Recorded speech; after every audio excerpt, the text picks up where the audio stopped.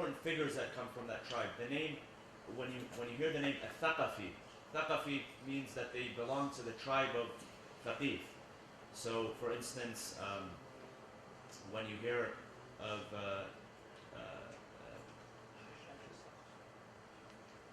Al-Hajjaj ibn Yusuf al-Thaqafi, for instance, or Abu Ubaid al-Thaqafi. These were people who were from the tribe of Thaqif. So what Hawazin and Thaqif had done when the Prophet was coming to Mecca was that they began to mobilize their own numbers. Because some of them believed that the Prophet was not actually going to Mecca, but he was coming to Ta'if in order to conquer. So they started mobilizing their own groups of people. And by this time, when the Prophet went back to Mecca, they were somewhere, narrators say, between 12 and 16,000 strong, which is a sharp contrast from the first battle that the Muslims fought when they were in Medina, the Battle of Badr, when they were only around 313. So there was a major increase in their numbers only within a few years. Now, on top of that, what had happened was that the Prophet went to Mecca, he conquered Mecca, and then there were a group of people who remained in Mecca. Some of them accepted Islam, some of them were reluctant to accept Islam, and some of them did not even accept Islam. So some of them did so willingly, some of them not so willingly, and some of them did not even accept Islam.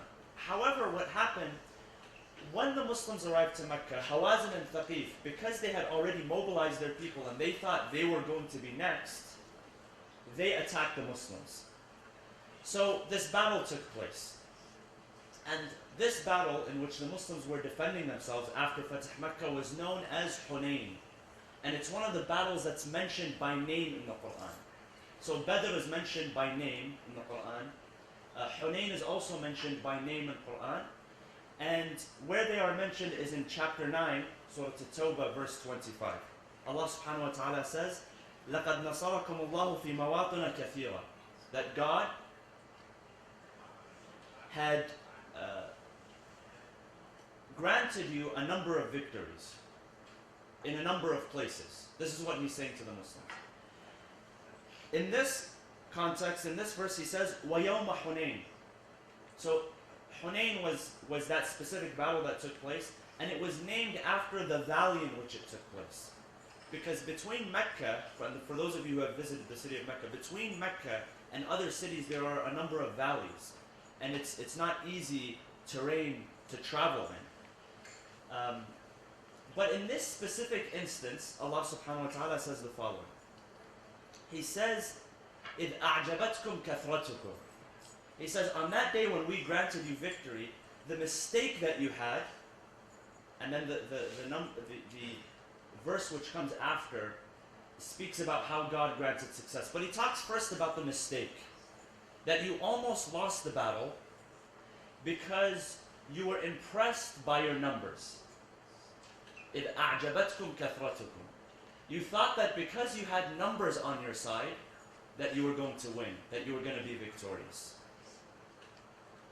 That because you had gone from 313 to a few thousand, and then eventually you reached the number 12,000, or 16,000, however many, you thought that that was, because you had numbers on your side, you were going to be victorious. And you were impressed with yourselves. إِذْ أَعْجَبَتْكُمْ كَثْرَتُكُمْ. أَعْجَبَت, coming from عَجَبَ, which means to admire, or to be impressed with something. And the way that see, admiration in itself is not something harmful, it's not negative. However, there is something which is pointed out in the narrations of the Ahlul Bayt, which does have a negative connotation, and that is self-admiration, when you admire yourself. And this is exactly what the Quran is speaking about here. إِذْ أَعْجَبَتْكُمْ كَثْرَتُكُمْ. When you fall into the habit of thinking, I've done this much, and I'm impressed with myself, and I admire myself. And so, basically what had happened was that the Muslims almost had lost this battle, because it was in rough terrain, it was rugged terrain. They thought because they had numbers. Now, Hawazin and Thaqif had actually prepared more numbers than that. They had about 20,000 people on their side. So in terms of numbers, they had more on the other side, but the Muslims at that time, their morale was up. Why? Because they had just conquered Mecca. They had just come back, and some of them, after years of being exiled from the city that they were born in and raised in, they come back and they conquer it. So they're going off of this excitement that we can conquer, we have these numbers, but they had, according to narrations, lost sight through that process of what their goal really was, of what was really important. And a lot of them sort of, if you read the narrations, they were triggered by the spoils of war that they were about to receive. So their focus was not about doing the right thing, was not about defending themselves, was not about standing by their prophet and standing by their leader and rallying around one another, but their sight, as had happened in earlier battles, had shifted from that towards receiving the reward, towards receiving the spoils. But then, of course, Allah subhanahu wa ta'ala says that we saved you from that battle. We saved you from destruction in that battle.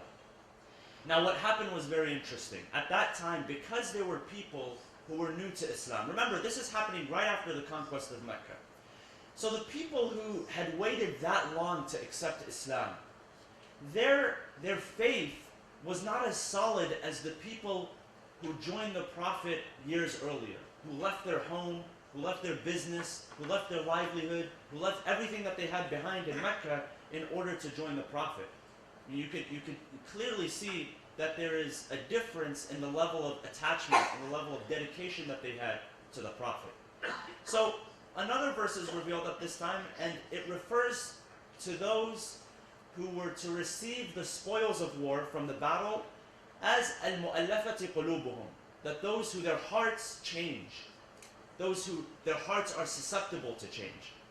And what happens is interesting. After this battle, and of course the Prophet, everything that he does is by the command of God. Everything that he says, we believe, is by the command of God. If he is to distribute something, how he distributes that, the share that he distributes to each person or each group, is not by his own whim, it's not by his own desire. You know, last week we spoke a little bit about Fadak, and when he gifted Fatima Zahra alayhi salam with the land of Fadak, he didn't do that because of his own whim or because of his own desire, but rather because the verse that was revealed during that time said, وَآتِ ذَا الْقُرْبَى حَقَّهُ, give the closest of kin what they are due. So, again, the Prophet finds himself in the situation where he is distributing, but what does he do? He takes not some of the spoils of war, but he takes all of the spoils of war and he gifts it towards the new Muslims, the ones that had just joined the ranks, not the ones that sacrificed and left many years before, the ones that came from Medina, but he gives it all to the new ones, the new people that came. So if you read the narrations, the amount that he had given to people like Abu Sufyan, for instance, and those who accompanied Abu Sufyan, it's sheer numbers that he had given them. This is what's interesting. What takes place right after is a conversation between the Prophet and between some of his closest companions.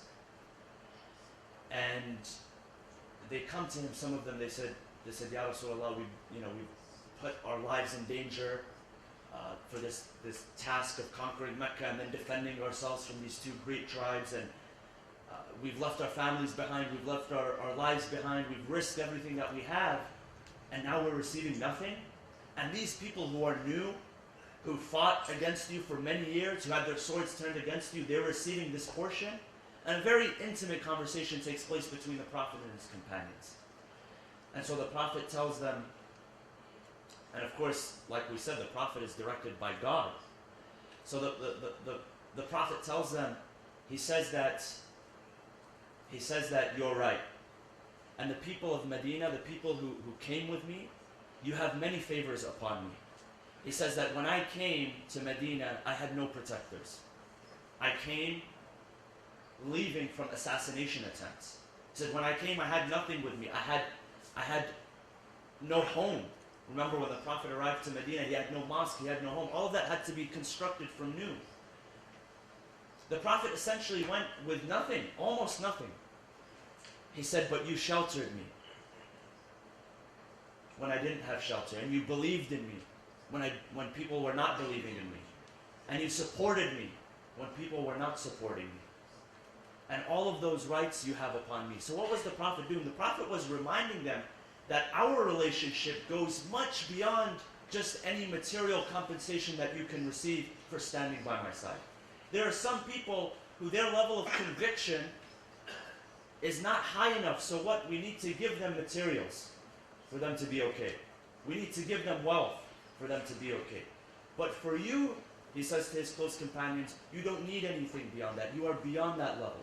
And so some of them, they understand the point behind this. And narrations say that some of them begin to weep and they fall to the feet of the Prophet. But what happened was that, going back to this verse, they saw themselves as sheer numbers. So a lot of them fell into this mistake that we have a lot. And the Quran says, أَعْجَبَتْكُمْ أَنفُسُكُمْ. You admired your numbers. You were impressed by your numbers. And this is something that's pointed out in the narrations of the Ahlul Bayt alayhi salam. It's referred to as ujub. There's one narration that's narrated in Al-Kafi, and this is narrated on the authority of the seventh Imam, Imam Musa al-Kadhim alayhi salam. He says the following. He says, when a person is afflicted with ujub, which is self-admiration, two things happen. Number one is that their bad actions, their evil actions, begin to appear as good. Once you begin to admire yourself, once you're impressed with yourself, everything that comes out of you which is evil, you begin to think as good. You begin to see as good. And that's why we always have to pray to God to allow us to see things as they truly are. That's one of the prayers, it's one of the supplications, is that, oh Allah, show me things as they truly are. Because it's one thing to, they say when you're having conversation, it's not about what you say, it's about what the other person hears. It's about what the other person understands. And in the same way, that applies to actions. And that sometimes the deed which is produced, it's important to see the reality of that action, the reality of that deed. And when God blesses somebody, God gives that person the ability to see things as they truly are. To see things as they clearly, to see the reality behind things. One narration, it says, I might have mentioned this last week, it says, Al-mu'min yanzuru bi'ayn Allah.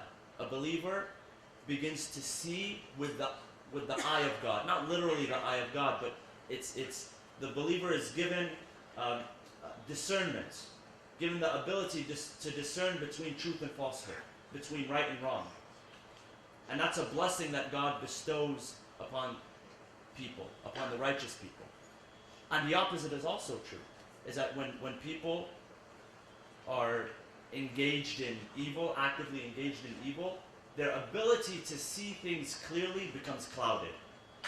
And they're not able to make the proper judgments. They're not able to make the right decisions. So this is one thing he says. And another thing, when you're afflicted with being impressed with yourself, self-admiration, is that you believe, however, you believe that your belief, your iman, in that you are doing a favor upon God. So some people carry that around, that I'm doing a favor inside. They don't say it, but inside, they believe that they're doing God a favor, or they're constantly doing other people a favor. When he says it's the exact opposite. When God is continuously granting you with favors. There's nothing that you can give God. There's no deposit that you can make in God's account where God will be independent of you. God always has been independent of you. God always has been independent of us. So, how do we tackle, just in a couple of very quick points, how do we tackle self-admiration? Well, number one, it's important to hold ourselves accountable so that we become aware of our shortcomings and our mistakes. See, because the narration says that if you're engaged in self-admiration, if you're always impressed by yourself, then you overlook your shortcomings. You overlook your weaknesses. And that was the case with the Muslims at that time. That they were impressed with their numbers, they were impressed with their prior victories, they were impressed with their we just conquered Mecca. Mecca that's never been conquered. Mecca that, Surah Al-Fil, Allah subhanahu wa ta'ala says that Abraha brought elephants and he brought armies in order to conquer the place, and he could not.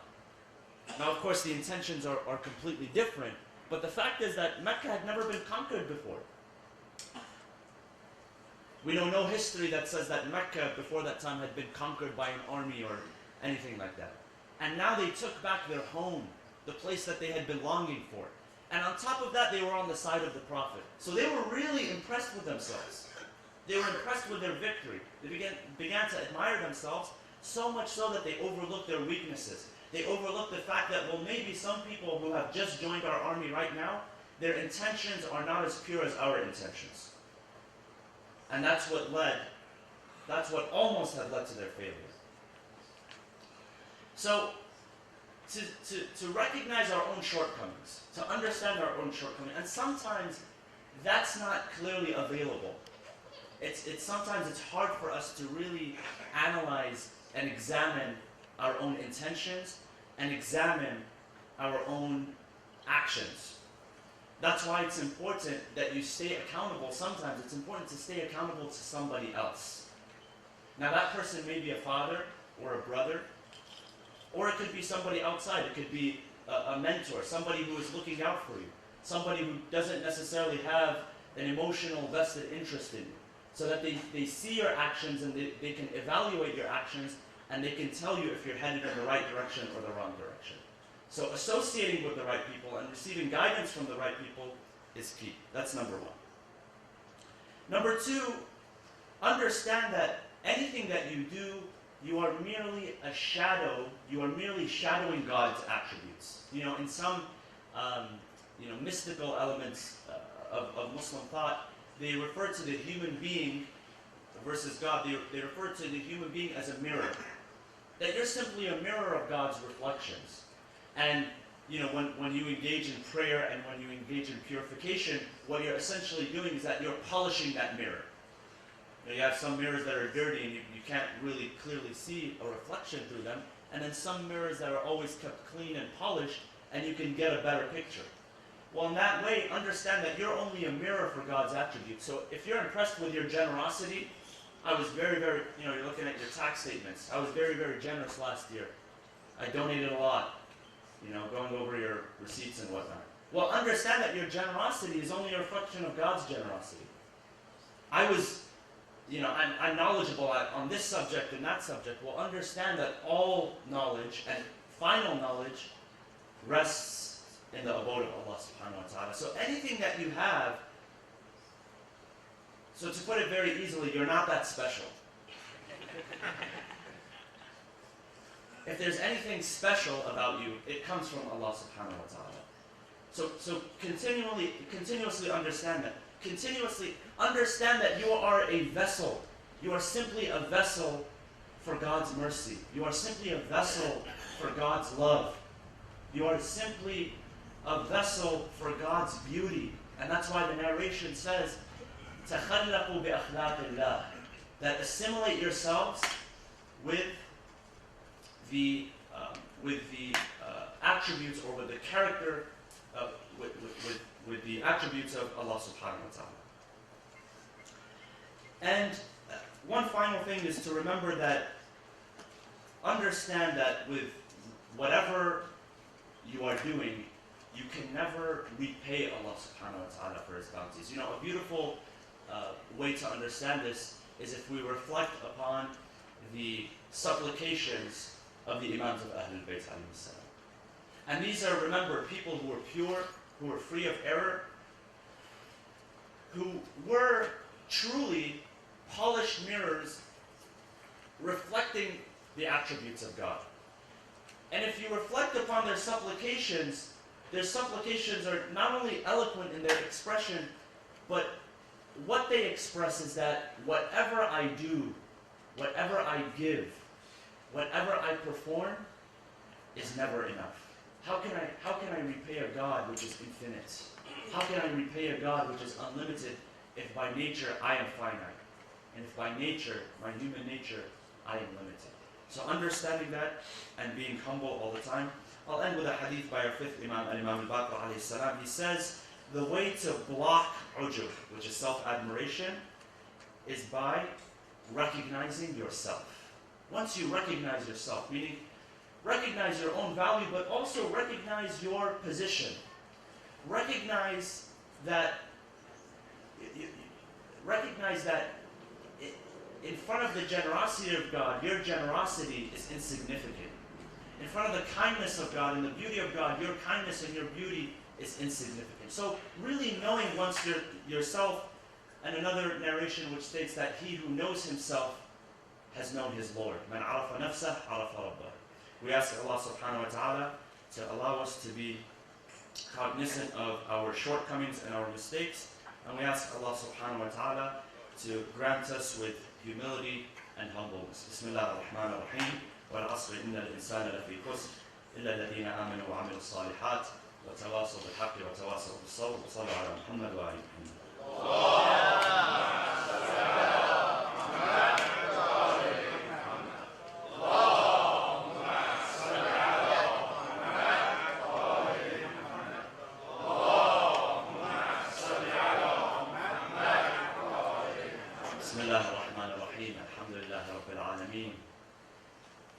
نحمده ونسبحه ونقدسه على آلائه ونعمائه ونشهد أن لا إله إلا الله وحده لا شريك له ونشهد أن سيدنا محمدا عبده ورسوله أرسله بالهدى ودين الحق ليظهره على الدين كله. اللهم صل وسلم وزد وبارك وترحم على محمد وآل محمد كما صليت وسلمت وباركت وترحمت على إبراهيم وآل إبراهيم في العالمين إنك حميد مجيد. وصلى الله وسلم على جميع أوصيائه وأهل بيته وعترته حاليا أمير المؤمنين وقائد الغر المحجلين وعلى البضعة الطاهرة فاطمة الزهراء سيدة نساء العالمين وعلى سبط نبي الرحمة وسيد شباب أهل الجنة الحسن والحسين وعلى علي بن الحسين ومحمد بن علي وجعفر بن محمد وموسى بن جعفر وعلي بن موسى ومحمد بن علي وعلي بن محمد والحسن بن علي والخلف الهادي المهدي عجل الله تعالى فرجه وسهل مخرجه وجعلنا من أنصاره وأعوانه. عباد الله أوصيكم ونفسي بتقوى الله عز وجل.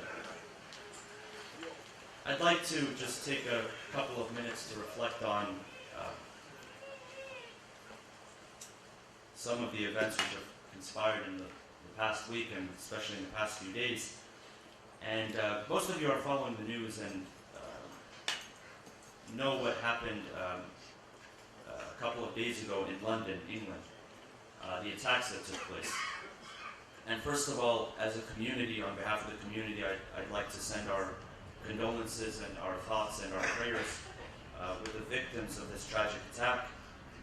And we're living in a world where this is not new, and sometimes we get into the habit of saying, you know, well, it happens so much where we sort of become numb to it. And it sort of becomes like, this is something that's happening every other day, what next? And yes, it is something, unfortunately, that has happened more so over the past few years, but we should never let that, number one, we should never let that affect our sensitivity towards these attacks. I know for a fact that this has happened. You know, if you look at countries like Iraq and Syria in the past 10 years, and other countries as well, where you have attacks happening like this, sometimes on a daily basis, sometimes a weekly, sometimes a monthly basis, and sometimes people get oversensitized, like, okay, well, what's new, what's next?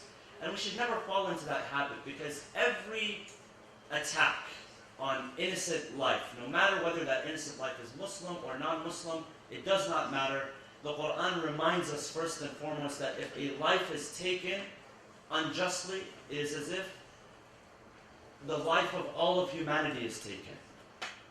And if you give life, it is as if you have given life to all of humanity. So we can never say that one life is more important than the other.